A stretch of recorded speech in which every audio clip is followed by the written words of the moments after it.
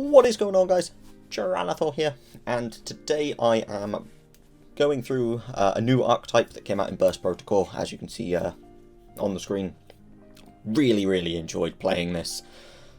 It's a little bit technical because you've got to make sure that you're using the center monster zone correctly, because they can all summon themselves to the center monster zone, and then they can swap to the center monster zone to do something, including their synchro.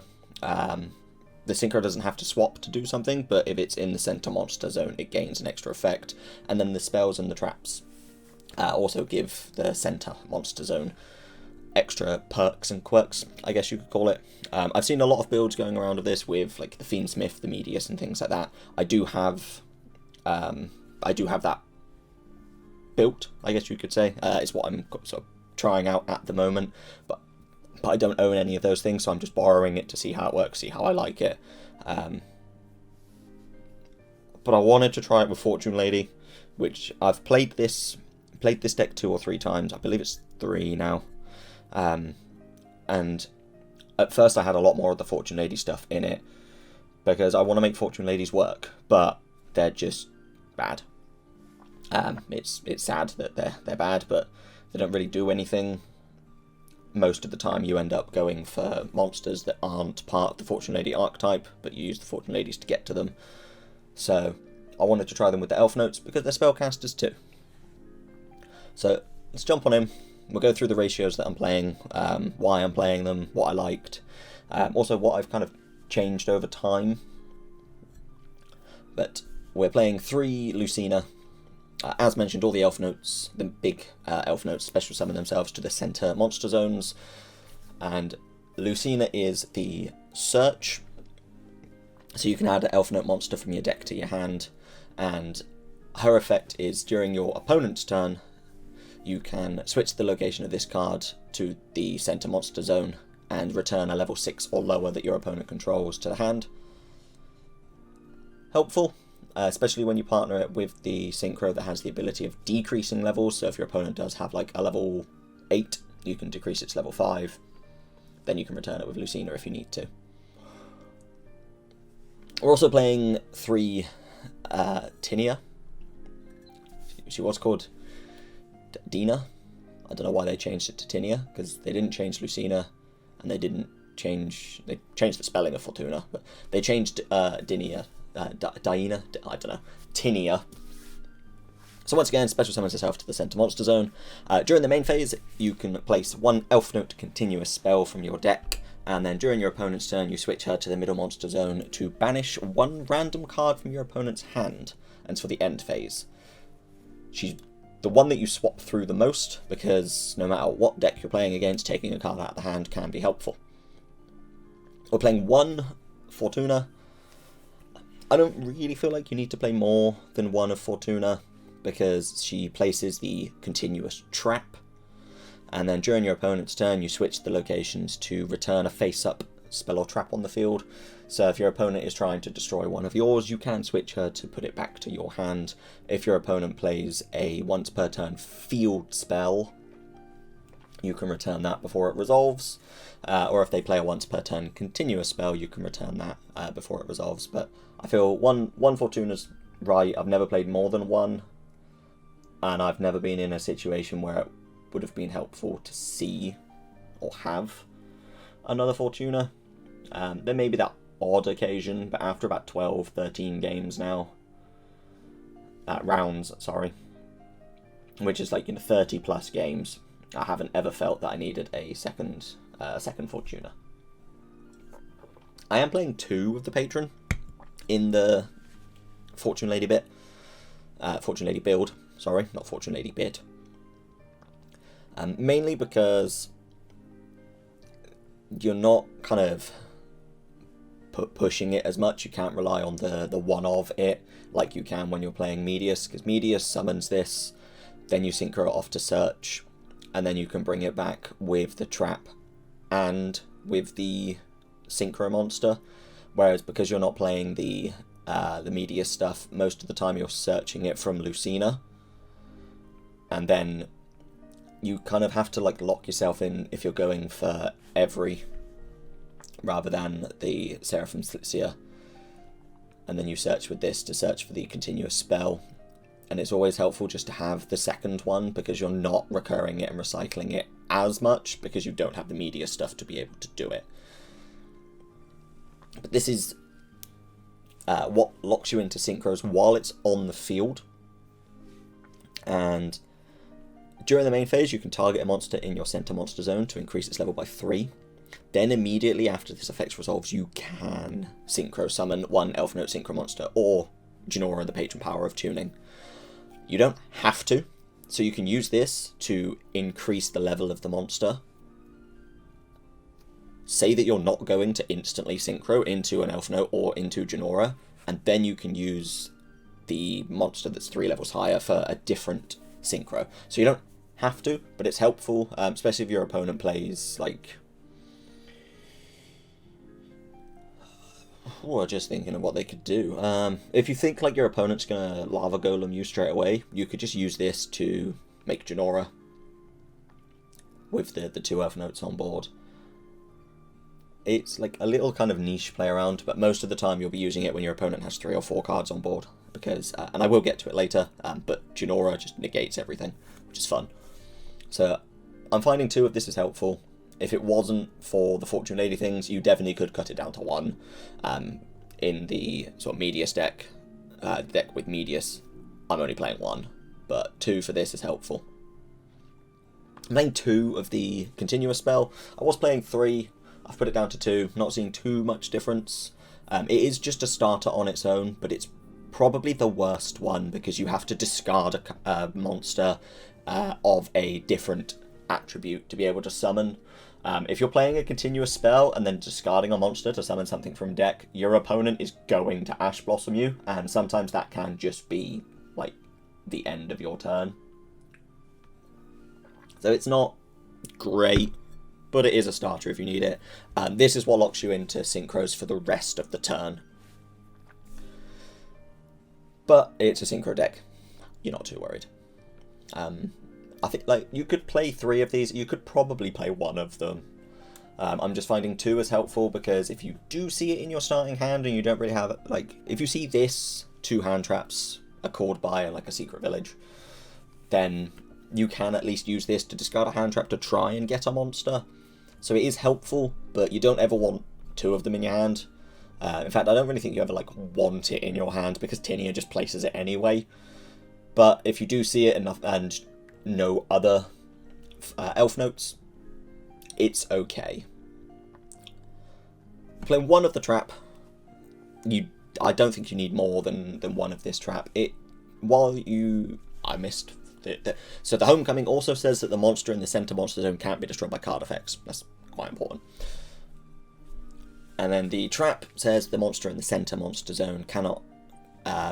They have to target that monster for an attack. So if you have both the trap and the spell, the monster in the middle can't be destroyed by card effect, and they have to attack it.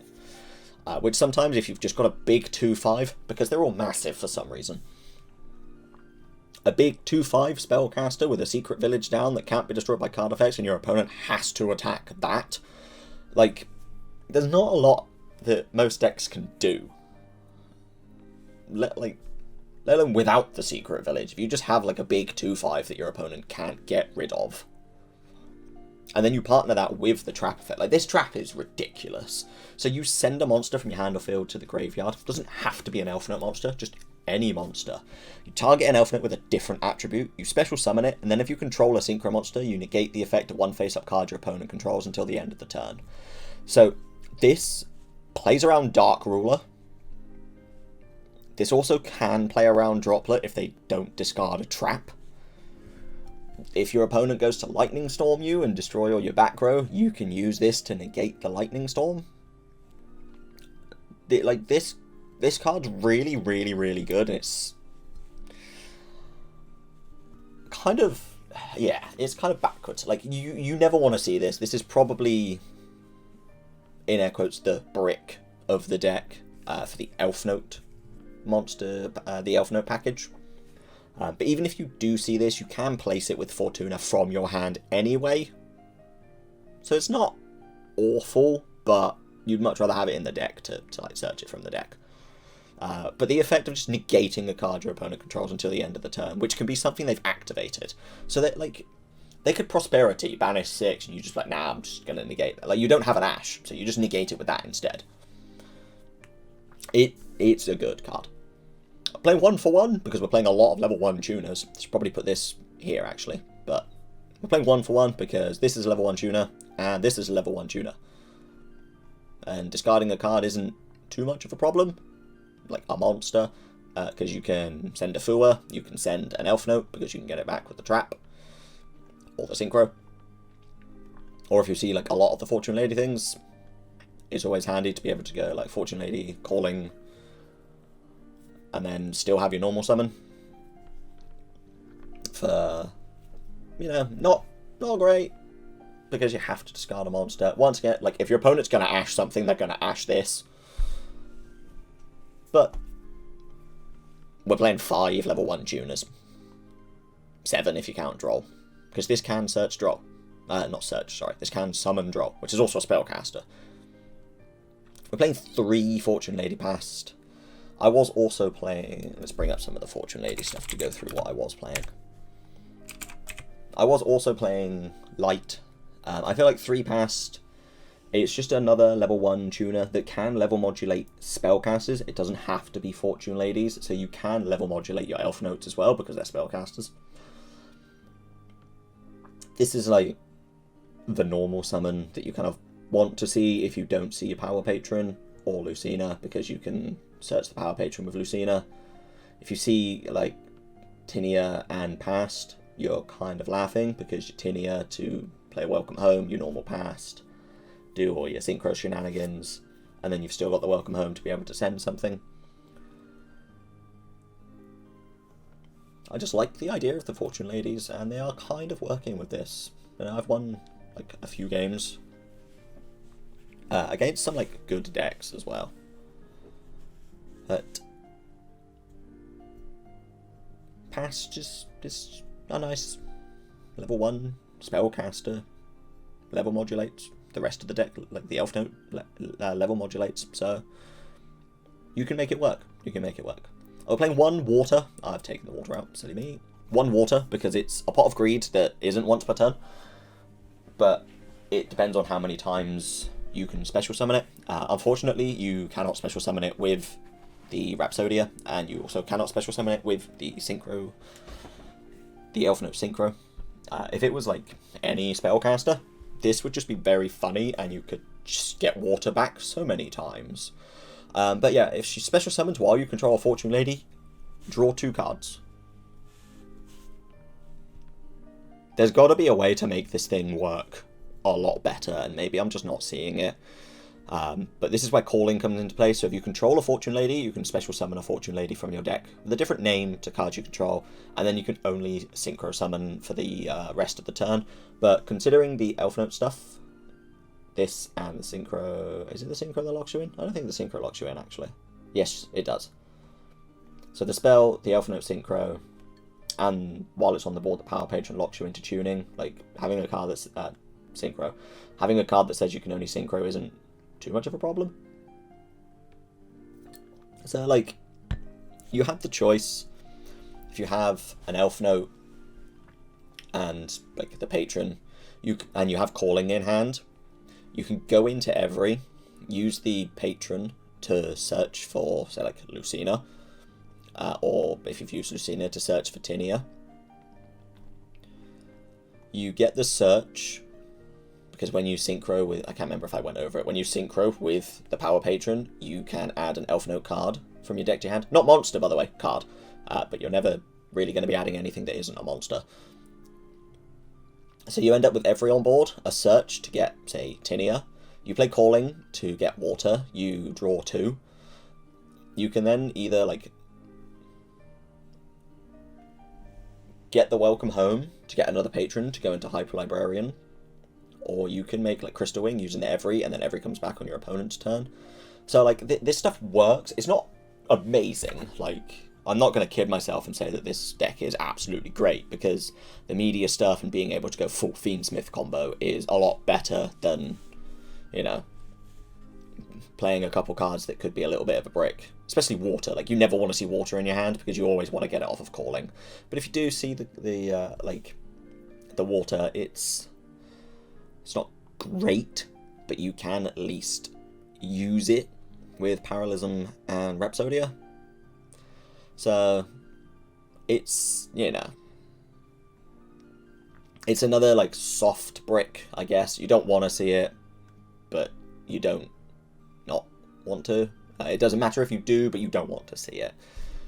Same, like, with the callings, it's if you only have calling as a Fortune Lady card, and you have 4 other cards, you kind of have to go into every to be able to do anything with calling.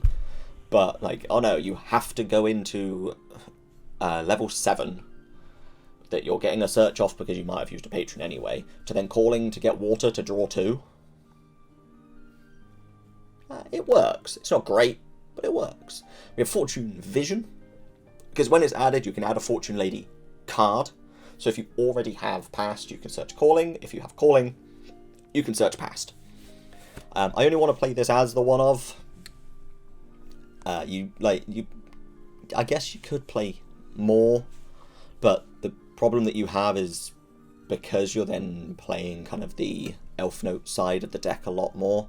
The 2 other effects of Calling don't do anything, and you're just left with like a random card on the board that you can't really do anything with because you can't send it with Parallelism and you can't send it with Rhapsodia. But if a card you control is banished by a card effect, you can activate this effect. This turn, monsters you control cannot be destroyed by card effects, even if Vision leaves the field. And then once per turn, if a card your opponent controls is banished by a card effect, you can make the next battle damage you take this turn become 0. So the battle damage becoming 0 is very, very niche, and it doesn't really do too much. But monsters you control not being able to be destroyed by card effect is great, because if you really, really need to, you can use Pass to level modulate to banish a card with Vision on the field, and then Vision says monsters you control can't be destroyed by card effect. You can go to Black Rose, nuke everything, and your monsters don't die, because Vision saves them, because it says even if it leaves the field. So just having a, like, 3/4 of a nuke, it doesn't affect you as much because you played a Vision and banished something, but you can do with other things as well. Like, it's not just the Fortune Lady that banishes something. I didn't want to take that out. Vision. So, I was also playing Fortune's Future, where you target a banished Fortune Lady monster, return it to the graveyard and draw 2, but you're not banishing enough. Like, you're not banishing the Fortune Lady cards to be able to play this, like, even as a one-off. There's just not a niche opportunity. Like, if you draw this, it's just a completely dead card. 99 games out of 100. There's going to be that one time where you move Past back because Every was in the graveyard in your opponent's end phase, and you banished Past to resummon the Every, and then you draw the Fortune's Future and you slam it down to put the Past back in and draw 2. Because it has to be Fortune Lady monsters. If it was target one of your banished spellcasters, then yeah, like, you could play one of these and probably get away with it. But you're never banishing a Fortune Lady to be able to bring it back and draw 2 anyway. To address the elephant in the room, shall we say, 3 Secret Village. 3 Secret Village. There was a game where I was playing against a Pendulum player. I slapped Lucina in the center monster zone, I activated Secret Village, and I extended my hand for the handshake. There was nothing he could do. He couldn't play as Pendulums. He didn't have a 2/5 normal like a normal summon of a 2/5 monster to be able to kill Lucina. Like, I had more in my hand. I could have, like, tried to combo, end on, like, you know, like a Crystal Wing or something like that. But I was like, if he has Nibiru, all of that is for nothing.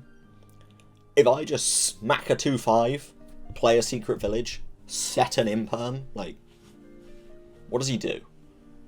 Poor guy was playing Pendulums. He just lost. Just flat out lost. And that won me game 3. I love Secret Village. Secret Village Fortune Lady is kind of how I've tried to get the deck working in the past. But now just having a 2/2, a 2/4, or a 2/5 you can slap in the middle monster zone with Secret Village. And as well, if you have the Homecoming Parallelism, it can't be destroyed by card effect. So if your opponent does, like, somehow activate a card to be able to destroy it, like, if you've got the Welcome Home, they just can't get rid of a big spellcaster that you're sat with Secret Village on. It's great. We are playing one Druis Worm. I was also playing... Oh, what are they called? Let's find out what they're called. That, like, I played them for one night and then just dropped them. I was also playing one Magnumet and one Baldrake. But there were times where I had the Baldrake and it just didn't really do anything apart from banish a card. And then the Magnumet, like, you have to kind of see it on turn 1. Whereas Druis Worm does a lot on both turns, because they either have to stop you special summoning it, or if they do, when this is sent to the graveyard, you can target a special summoned monster that your opponent controls and then send it to the graveyard. Doesn't destroy it, just sends it. So I found Druis Worm to be the most helpful, which is why I'm playing the one of it. You can play one Magnumet, one Baldrake. I just found it was too much, so I'm just playing one Druis Worm. 2-draw. There's a reason it's at 2. But honestly, I think they should just ban it. But there's a reason it's at 2, so I'm playing 2 of them. Your opponent plays Reinforcement of the Army, searches for a monster, you draw. They can't do anything, they pass turn. They don't have a draw, you full combo and just obliterate them. I think draw is a horrible card, but it wins me a game, so I'm gonna play 2 of it. The 3 Ash are there mainly against the Molchamis. There's a lot of Fulos going around and a couple Perulia. This deck special summons from the hand quite a bit because of the Elfnote's effects. So your opponent's getting quite a few draws. So Ash Blossom most of the time is used on a Molchami. But if it's not, then you just, you know, most common rule of thumb, your opponent normal summons and then says this searches. Like, I'm going to Ash it. They've normal summoned, they're trying to search. I'm going to Ash it. Or against Branded, like, you Ash the Branded Fusion. Laugh. It's funny. Like, Ash is okay. It's probably, like, one of the worst hand traps, but it can also be one of the best. We are playing 3 Fua, because 3 Fua. If you control no cards, you discard it, and then each time your opponent special summons from the deck or extra deck, you draw a card. And during the end phase, you put cards back until you have 6 plus whatever your opponent controls. And that is random, so you kind of just shuffle your hand, put it out on the table, and go, this one, that one. But most of the time, like, if your opponent ends on 5 cards, like 5 cards on board, you'd have to have 12 in your hand to put one back. And even then, if you have 11 in your hand going into turn, 12 because you'll be drawing for turn, like, you have 12 cards in your hand. You're probably okay if you haven't activated other hand traps by drawing off of Fua. I do really, really like Fua. And it's also one of those cards that if you lose game 1 and you're going first, you know you can instantly side it out. If you also then lose game 2 and you know you're going first in game 3, you can take it out, and it's 3 cards that can just come and go to be able to open up side deck options for you. We're playing 3 Nibiru. Just don't be stupid and summon it in your center monster zone, and you're fine. If your opponent does Nibiru you, you have Link Spider to get rid of the token.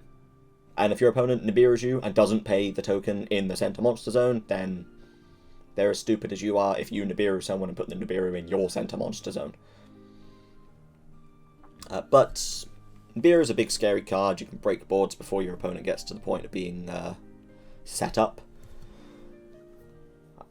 You just have to know where to Nibiru most of the time. 3 Imperm, Effect Veiler, but a trap that also has the effect that if you've set it, it negates cards in the same column as well. I feel like, you know, Ash, Imperm, probably Nibiru as well, Fua. A lot of decks are playing like 17, 18 hand traps, and understandably, you just need to stop your opponent playing the game. We're playing the 1 Called By because this deck really, really suffers. If they Ash the Fortunated Calling, it can be very sad sometimes. It's not so much a problem because you have the Elfnote stuff now, but being able to... I keep right-clicking. Being able to stop your opponent from hand-trapping you is great. And if you don't have the card to stop them, you can at least Talents. So that's why we're playing the one-off Talent. It feels like this deck just needs to do that little bit extra. We're going to go down to the extra deck. I have touched on little bits, but I'll go from left to right just to explain everything. We have the Chaos Angel, because you have a lot of level 6s, and you can make the Patron a level 4. You also have, you know, like, level 7. Every Fortuna's a light, the Bestials are darks. You've got enough to be able to kind of manipulate things to go into the Chaos Angel if you need. Most of the time you will be using, say, like Fortuna and the Patron increasing its level, and then going into this so that synchro monsters you control are unaffected by monster effects activated by your opponent. Just a big 3/5 that also protects the rest of your synchro monsters. It's great. Makes sense to play it because you can reach level 10 quite easily by level manipulation. Playing Junora. I love Junora. It's not very rare, like very rarely do you actually summon this, but when you do, it feels so good. So for this card Synchro Summon, you can treat a monster in your center monster zone as a tuner. So even if you don't control tuners, you can play Junora. Similar to the way Chaos Angel says a light or a dark, Junora says in the center monster zone.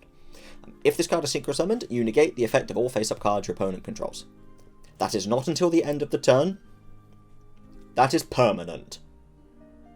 So if your opponent has continuous spells, if they have field spells, things like that, they lose it until they play another one.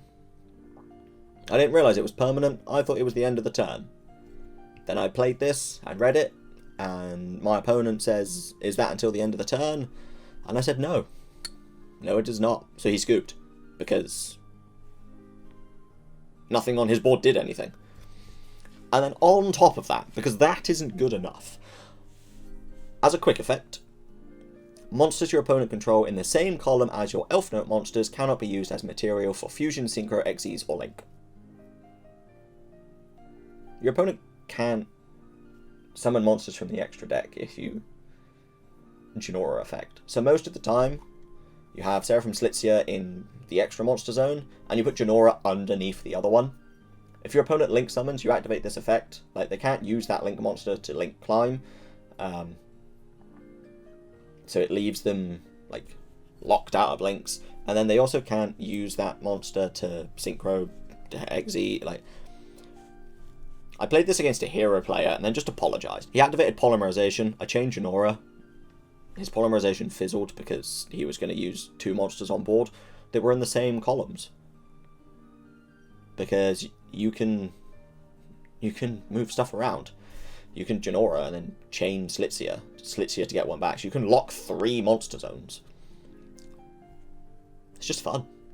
Just a lot of fun. Playing Trish. I've never actually summoned Trish. It's a bit odd because it's 1 tuner and then 2 non-tuners. But Trish is fun. You synchro it, you banish a card from your opponent's hand, field, and graveyard. The one in the hand is chosen at random, but it gets rid of a problem on the field, and you can also banish something from the grave. You know, if I was going to replace it, this would be the card to replace. I just don't know what to put in instead, which I think is why the Trish is in there. Scarlet Red Dragon Archfiend, there are 2 reasons I'm playing this card. 1, I pulled it as a ghost rare, and have never really played it, so I wanted to play it. And 2, it's a 3k that blows up 3k or lower monsters. Once again, if you partner that with Vision, your stuff doesn't die. And then your opponent takes 500 damage for each thing. So, once against the hero player, he'd special summoned a load. I locked him out of 3 monsters, and then next turn slammed down a Red Dragon Archfiend. Just blew everything up and then punched him for game. Because Junora's massive, and I use this to go into the Scarlight. And I got back an Elfnote. Like, I got back the Power Patron, went into Scarlight, blew up everything with Scarlight, searched for a 2/5, specialed the 2/5. So I had 7/6 on board, and hadn't normal summoned, and Lucina searched for a patron, so I just normaled a patron and punched for game. Well, I didn't even need to do that because he'd taken 2,000 from me blowing up 4 of his monsters. I like Scarlet. It's won me games, that's why I'm not taking it out. Playing 2 of the Seraphim Slitzia. So, while it's in the center monster zone, its attack becomes 3k, but it doesn't have a way to move itself to the center monster zone. There isn't the other continuous spell, which is absolutely rubbish, and literally the only thing you would use it for is to move stuff to the center monster zone. Why would you play just a brick that lets you move things? You wouldn't. So you very rarely actually put this in the center monster zone. But it gains 3k if you do. The effect that you use all of the time is special summoning a level 6 or lower Elfnote monster from your hand or grave. Then you reduce the level of all level 4 or higher monsters on the field by 3 until the end of this turn. And then that's where it locks you into the synchros. You don't have to decrease the levels either. You can, but you don't have to. So if your opponent summons 2 canine monsters, you play this, bring them back, lower the levels. Cool. You sat there with 2 level 2s. What'd you do, buddy? 1 Omega. It's... I've never, like, really summoned it in this with the Fortune Ladies. It's very niche that you actually go into Omega with the Fortune Ladies. It's more so when you're playing the Medius. But you can banish this and 1 card from your opponent's hand. So if you're going first and you set up an Omega and a Tinea, you put the Omega in the middle, activate Omega effect, chain the Tinea, move Tinea to the middle, banish 1, banish the Omega and another 1. And something else that you can do, which is really, really, really trolly, is you can do the Tinea in the draw phase, banish a card from your opponent's hand, in the standby, use Omega to put that back in the graveyard, so that they don't then get it back to their hand at the end of the turn, and then in the main phase, you Omega to banish another 1. It's hilarious. Playing Crystal Wing. Crystal Wing is kind of what you go for the most in your typical standard combo. And it's just a big monster negate. That also, if it's in the center monster zone, they have to attack this, and it gains attack if it fights level 5 or higher. And then also, it not being destroyed by card effect is great. Playing Every, because calling and Every, get water, draw 2, or Every calling past Crystal Wing. It's just a little bit more of an out. But Every does come back during your opponent's end phase if you banish a spellcaster, and then in the standby it levels up and you can banish a card your opponent controls. Face up monster your opponent controls. So like, the argument is, why would you go for this if you can go for Seraphim Slitzia? But I'm playing for fun, not for like absolute top peak consistency. I want to play Every because I really like her design and I really like the Fortune Ladies as a deck. Dawn Dragster, spell or trap negate. It's level 7, easy to get to. Black Rose, aforementioned nuke. With Vision, you partner it, you don't lose anything. Black Rose has won me games as well as Scarlight. I Nibiru'd someone and the token was like 9,800 attack, 8,000 defense. And I was just like I was like, how do I get over this? I can't send it because I've used my Druid's Worm. I can't bounce it because it's a level 10 token. I was like, what do I do? And then I looked at my extra deck and went, oh yeah, I just have an easy, accessible board wipe. So I played Lucina, searched for the patron, normal the patron, made Black Rose, nuked the board, used patron to search for Tinea, played Tinea, punched for 2-4, which was game. Like, Black Rose has won me games, so I'm not taking it out. I want a Ghost Rare of this as well, but it does the same thing. Just looks really pretty. The bread and butter, the TG Hyper Librarian. You normal the past, you calling to play water, you draw 2, you go into Hyper Librarian, you can then just synchro for like full Elfnote combo, you synchro into like 3 times, so you get 3 draws off the Librarian. It's a spellcaster that works with Secret Village, especially if you've 1 for 1, so you haven't used your normal summon on your Fortune Lady past. I like Hyper Librarian, it draws stuff, kind of forces your opponent to imperm it. If they ash it, you're like, ah, cool, I'll just summon another synchro and get another draw. It's fun. SB Little Knight. You know, just in case you've got that big problem that you can't get over. This was another thought process. I was like, oh, I could SP to get rid of the token. But you can't banish tokens. So I couldn't SP to get around the token. And then that also meant I couldn't attack for game. But SP is very handy. Especially before you've done any of your synchro stuff, because it's the effects that lock you into the synchros. SP's handy. Link Spider gets rid of the Nibiru token. It's genuinely the only reason you play it. If your opponent does Nibiru you Link Spider the token away and then just continue your combo. And Typhon, because sometimes Typhon can just win you a game. I'm finding this isn't as good as it used to be, because there's not that much like 3Ks running around. And returning one card isn't like amazing. But sometimes just slapping down a big 2-9 at the end of all your combo before you've locked yourself into anything can be fun and can work. The side deck cards are pretty self-explanatory, apart from this one.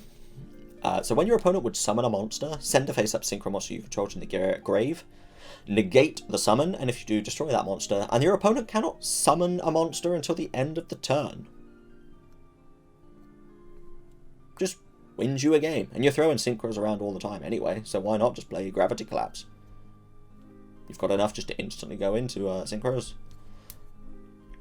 So, as always guys, that is the deck profile. This is something that, as I say, I'm going to kind of chop and change as I'm going. I might try and make it like a bit more Fortune Lady focused and cut down on some of the Elfnote cards. But I'm really enjoying playing the Elfnotes at the moment.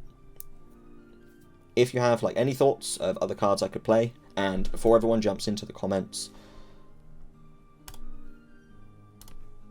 I know.